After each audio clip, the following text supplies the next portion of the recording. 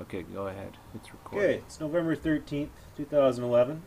After 3 Keurig machines, we decided to take one apart and put one back together to see if we can get it to work. I'm using a tea so I not waste any of my precious coffee.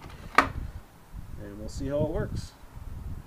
I'm doing it outside because of the electrical issues inside, and I was afraid that it might start a fire on my counter.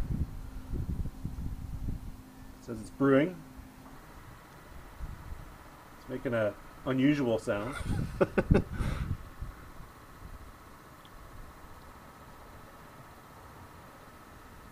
And we have Nothing. nothing. Oh, There we go.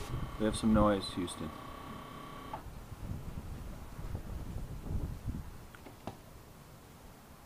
Ready to brew.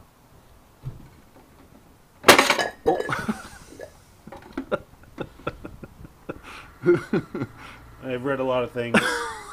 You smack it on the bottom to get it to work, but